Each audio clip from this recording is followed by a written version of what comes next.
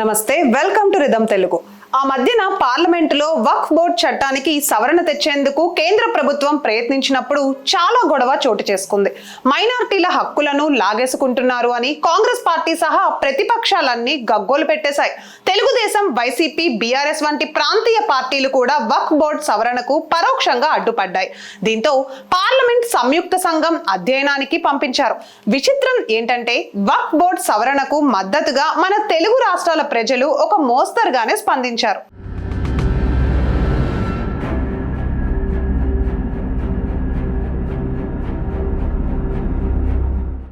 ఇప్పుడు వక్ఫ్ బోర్డ్ హైదరాబాద్ నడిబొడ్డున కబ్జాకు దిగింది. 1989 గెజెట్ నోటిఫికేషన్ ప్రకారం మేడ్చల్, మల్కాజ్గిరి జిల్లాలోని 100కు పైగా కాలనీలను వక్ఫ్ బోర్డ్ తమ ఆస్తులుగా గుర్తించింది. ప్రజలకు ఎలాంటి నోటీసులు ఇవ్వకుండా, వివరణ తీసుకోకుండా సర్క్యులర్ జారీ చేసేసింది. ప్రస్తుతం ఉన్న చట్టాల ప్రకారం బోర్డు ఒక సర్క్యులర్ ఇచ్చింది అంటే ఆ ఆస్తులన్నీ వక్ఫ్ బోర్డుకే చెందుతాయి. ఇక ఈ సర్క్యులర్ ఆధారంగా వాటి క్రయ విక్రయాలపై ప్రభుత్వం నిషేధాన్ని విధించింది. దీంతో అవసరానికి అమ్ముకోలేక, అప్పులు తీసుకోలేక ఇబ్బంది పడుతున్నారు. తాత తండ్రుల నాటి ఆస్తులను తమని కాదని బోర్డు పెట్టడం మీద ఆందోళన వ్యక్తం చేస్తున్నారు. గెజెట్ నోటిఫికేషన్ ఆధారంగా వక్ఫ్ బోర్డ్ ఇప్పుడు సర్క్యులర్ ఇవ్వడం, వెంటనే రిజిస్ట్రేషన్ల శాఖ నిషేధిత జాబితాలో చేర్చడంలో ఆంతర్యం ఏంటి అని నిలదీస్తున్నారు.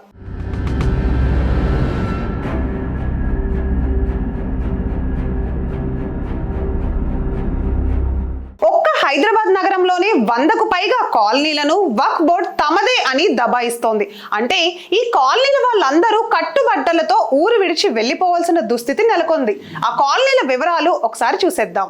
Shuffle Nagar, Sadulla Nagar, Dwarakamayi colony, Sudha Nagar, new Venkateshwar Nagar, Bharat Nagar, Vigneshwar Nagar, Ganesh Nagar, Mahatma Gandhi Nagar, Nehru Nagar, east Pragathi Nagar, SP Nagar, Chandabagh, Vaddera Basti, old Moulali, Hanuman Nagar, RTC colony, Krishna Nagar, PSR colony, KCR Basti, old Safilguda, rock hill colony, Shankaraiah colony, PB colony, JK colony, ఇలా మొత్తంగా 100 కాలనీలను ఒక్క రాత్రిలో కబ్జా పెట్టేశారు.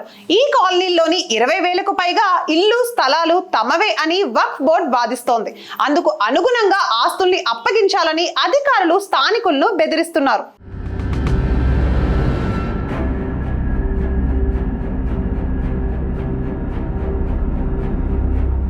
ఇక హైదరాబాద్ నడిబొడ్డున ఇంత దారుణం జరుగుతున్నా ఇక్కడ పార్టీలు, ప్రజా సంఘాలు ఏమాత్రం పట్టించుకోవడం లేదు.